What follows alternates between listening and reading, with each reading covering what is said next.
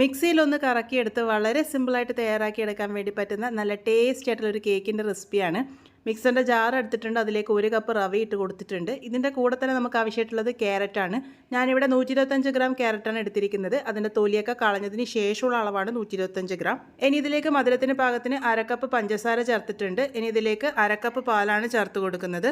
ഇതുപോലെ നല്ല സ്മൂത്ത് ആയിട്ടുള്ള ബാറ്റർ തന്നെ തയ്യാറാക്കി എടുക്കാൻ വേണ്ടിയിട്ട് ശ്രദ്ധിക്കുക. ഞാനിതിപ്പോൾ ഒരു ബൗളിലേക്ക് മാറ്റിയെടുത്തിട്ടുണ്ട്. ഇനി ഇതൊരു 10 മിനിറ്റ് നേരത്തേക്ക് റെസ്റ്റ് ചെയ്യാൻ വേണ്ടി വെക്കാം. റവ ആയതുകൊണ്ട് തന്നെ ഒരു 10 മിനിറ്റ് റെസ്റ്റ് ചെയ്ത് കഴിയുമ്പോൾ അത് കുതിർന്ന് നല്ലപോലെ പാകത്തിന് റെഡിയാകും. ഇതിലേക്ക് 1/4 കപ്പ് റിഫൈൻഡ് ഓയിൽ ചേർത്ത് കൊടുത്ത് നല്ലപോലെ തന്നെ മിക്സ് ചെയ്തെടുക്കാം. മണമില്ലാത്ത ഏത് ഓയിൽ വേണമെങ്കിലും ചേർത്ത് കൊടുക്കാവുന്നതാണ്. ഇതുപോലെ നല്ല രീതിക്ക് മിക്സ് ചെയ്തെടുത്തതിന് ശേഷം ഇതിലേക്ക് 1 ടീസ്പൂൺ ബേക്കിംഗ് പൗഡറും 1/2 ടീസ്പൂൺ ബേക്കിംഗ് സോഡയും 1/2 ടീസ്പൂൺ ഏലക്കപ്പൊടിയും 1 നുള്ളു ഉപ്പും ചേർത്ത് കൊടുത്തിട്ടുണ്ട്. എന്നിട്ട് നന്നായിട്ട് തന്നെ ഒന്ന് മിക്സ് ചെയ്തെടുക്കാം. ഏലക്കപ്പൊടി ചേർക്കുന്നത് നല്ലൊരു ഫ്ലേവറിനായിട്ടാണ്. ഇഷ്ടമില്ലാന്നുണ്ടെങ്കിൽ ഒഴിവാക്കിയാലും കുഴപ്പമില്ല. ഇത് മിക്സ് ചെയ്തെടുക്കുമ്പോഴും തുടരെ ഇളക്കി കൊടുക്കാതെ ഒന്ന് കട്ടിങ് ആൻഡ് ഫോൾഡിങ് മെത്തേഡിൽ മിക്സ് ചെയ്തെടുക്കുമ്പോൾ നല്ലപോലെ തന്നെ സോഫ്റ്റ് ആയിട്ട് കേക്ക് കിട്ടാൻ വേണ്ടി സഹായിക്കും. ബാറ്റർ ഇവിടെ റെഡി ആയിട്ടുണ്ട്. ഇനി നമുക്ക് കേക്ക് ടിൻ ഒന്ന് റെഡിയാക്കി എടുക്കാം. ഞാനിവിടെ 6 ഇഞ്ച് വലുപ്പത്തിലുള്ള കേക്ക് ടിന് ഒന്ന് നല്ലപോലെ തന്നെ എണ്ണ തടവി എടുത്തിട്ടുണ്ട്. അതിനുശേഷം ഇതിലേക്ക് കുറച്ച് മൈദയിട്ട് നല്ലപോലെ തന്നെ ഡസ്റ്റ് ചെയ്തെടുക്കാം. ഇത് ബട്ടർ പേപ്പറിന് പകരം ചെയ്യുന്നതാണ്. ഇതിന് പകരം നിങ്ങൾക്ക് ബട്ടർ പേപ്പർ വേണമെങ്കിൽ ലൈൻ ചെയ്തെടുക്കാവുന്നതാണ്. ഇതാകുമ്പോൾ എല്ലാവർക്കും ഈസി ആയിട്ട് റെഡിയാക്കി എടുക്കാൻ വേണ്ടി പറ്റും. അതുപോലെ തന്നെ സ്റ്റീൽ പാത്രത്തിലും തയ്യാറാക്കി എടുക്കാവുന്നതാണ്.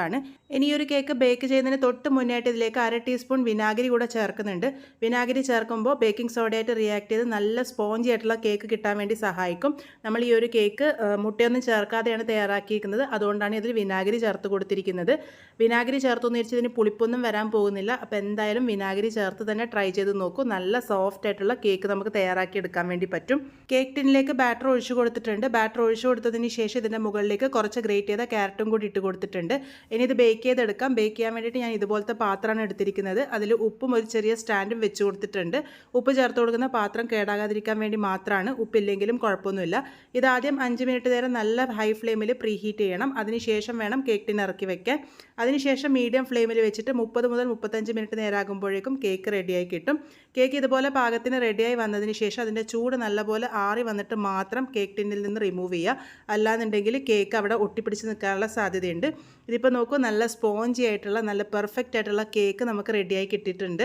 എല്ലാവരും എന്തായാലും ട്രൈ ചെയ്ത് നോക്കൂ. ഈ ഒരു റവയും ക്യാരറ്റും ഉപയോഗിച്ചുള്ള കേക്ക് ശരിക്കും നമ്മൾ മൈദ ഉപയോഗിച്ചുണ്ടാക്കുന്ന കേക്ക് പോലെ തന്നെ സോഫ്റ്റ് ആയിട്ടാണ് കിട്ടുക.